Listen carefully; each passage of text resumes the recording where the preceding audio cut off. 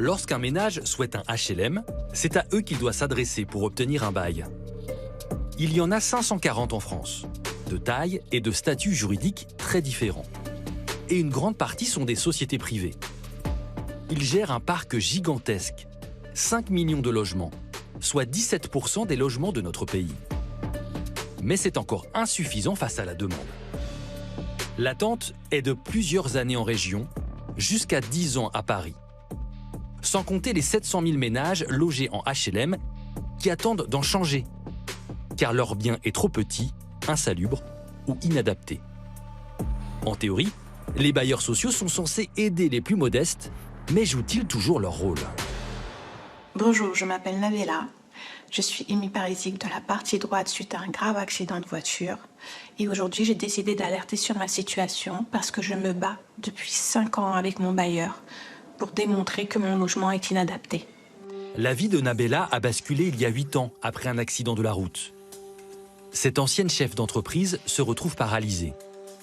Un logement social lui est alors attribué, censé être adapté à son handicap.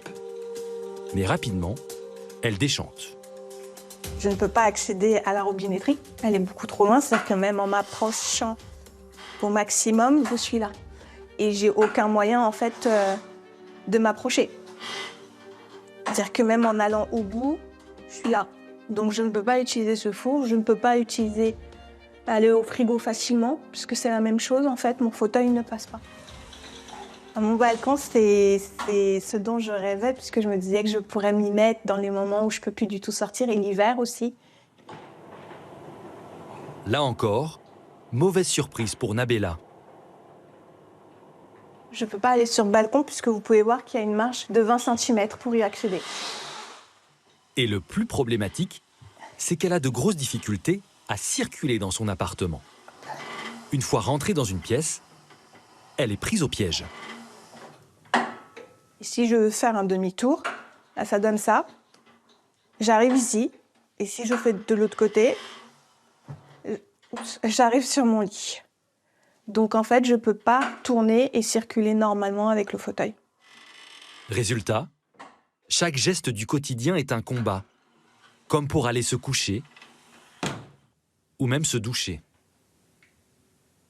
C'est-à-dire que chaque jour, tout est effort, chaque jour, tout est souffrance. C'est difficile d'exprimer ce qu'on vit quand on est obligé de laver ses cheveux dans des toilettes. Je suis épuisée. Pourtant, tout dans ce logement devait être adapté à son handicap. C'est indiqué noir sur blanc sur ce plan envoyé par le bailleur social. Il y a des espaces pour faire demi-tour, comme le prévoit la loi. Ça s'appelle les aires de rotation. Selon le bailleur, ces aires devaient être de 170 cm, donc suffisantes pour son fauteuil. C'est sur la base de ce document que Nabella a accepté ce logement. Le bailleur, j'ai beau lui dire que ça ne correspond pas, j'ai beau lui dire qu'il y a une difficulté, pour lui, il y voit du caprice, là où pour moi, c'est essentiel pour pouvoir survivre. Pourtant, Nabella a tout fait pour alerter son bailleur social. Elle a entamé 2 grèves de la faim en juin et en octobre dernier, qu'elle a documentées sur les réseaux sociaux. Bonjour à tous, je suis à mon 15e jour de grève de la faim. Je suis épuisée. Croyez pas que c'est avec plaisir, mais ma vie au quotidien, elle est bien pire que cette grève de la faim. Elle a même réussi à attirer l'attention des politiques jusqu'à l'Assemblée nationale. En vain. Cela fait maintenant 6 jours que Nabella se prive de nourriture dans l'espoir qu'on l'écoute enfin. Alors ma question est la suivante. Comment peut-on en arriver à une telle humiliation? Pourquoi n'y a-t-il aucun contrôle sur les logements?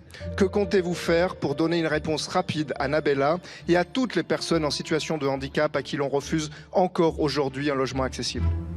Le dernier espoir de Nabella, c'est Louisa Ferrat, l'élu chargé des personnes en situation de handicap à la mairie de son quartier.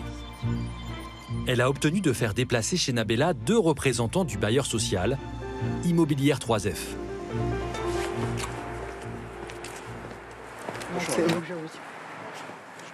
L'interlocuteur de Nabella visite l'appartement pour la première fois.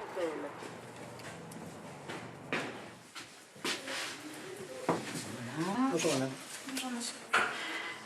Ils ont refusé la présence de nos caméras. Nous enregistrons la conversation à leur insu. Donc vous voyez bien que je ne peux pas circuler en fait dans la pièce. D'emblée, Nabella signale la fameuse aire de rotation non conforme au plan, notamment dans la salle de bain. Les aires de rotation au sens technique, comme on les a définies à l'époque, elles y sont. Mais elles ne sont Mais je peux pas entendre ça. et satisfaisantes. Bah, si elles ne sont pas suffisantes, c'est qu'elles Mais n'y c'est sont parce pas. qu'elles ne sont pas suffisantes en termes d'usage, madame. Je comprends pas. 1 mètre, c'est 1 mètre. Eh ben oui, Donc 1,70, c'est 1,70. Il n'y a pas 1,70. La situation là, il faut la débloquer, donc il faut qu'elle puisse se doucher. On fait comment? donc on va reprendre ce plan de douche, retravailler la position assise pour que ce soit plus confortable pour vous d'accès, et puis régler je sais pas quoi d'autre encore qui serait à régler. Et j'y vais comment jusqu'à la douche? C'est pas à moi de répondre à cette question. Ah bah non, vous parlez de faire des travaux en disant on a fait une douche plus grande mais continuez à ramper. Tout est normal. C'est vous qui le dites. Non, c'est pas moi qui le dis, ça fait 7 ans que ça dure. Et que quand je vous dis, et que je vous envoie un SMS en vous disant « Aidez-moi, je n'en peux plus, je ne peux plus ramper, je suis épuisée, j'ai chuté », vous ne répondez même pas. Exaspérée, Nabella met fin à la visite. Quelques jours plus tard, le bailleur social lui adresse une lettre avec 3 propositions. Nous proposons de réaliser les travaux de votre douche. Nous continuons de rechercher un logement accessible et adaptable pour fin 2024 ou début 2025. Et une 3e proposition pour le moins étonnante. Nous sommes disposés à consentir à titre exceptionnel une remise de 200 € par mois sur votre loyer, sous la condition suivante. Que vous cessiez toute communication médiatique et institutionnelle, jetant le discrédit sur nos actions. Pour Nabella, un coup de pression inacceptable. On ne me fera pas taire, c'est quoi? La proposition, pour moi, elle est insultante, elle est illégale. Qu'un grand bailleur comme ça ose dire ça, c'est extrêmement choquant. Alors pourquoi ne pas reloger Nabella plus vite? Et pourquoi lui demander de se taire? Au siège d'Immobilière 3F, le directeur général adjoint Bruno Rousseau a accepté de nous répondre. Selon lui, en raison d'une pénurie, il n'a pas d'appartement disponible avant l'été 2025.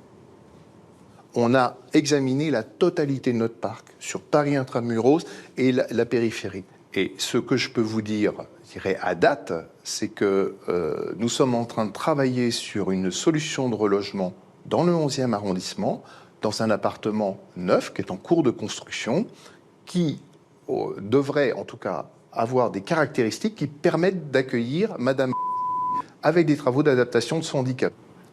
Et lorsque nous évoquons le fait de demander à Nabella de cesser toute communication, il semble mal à l'aise. Vous avez peur de quelque chose?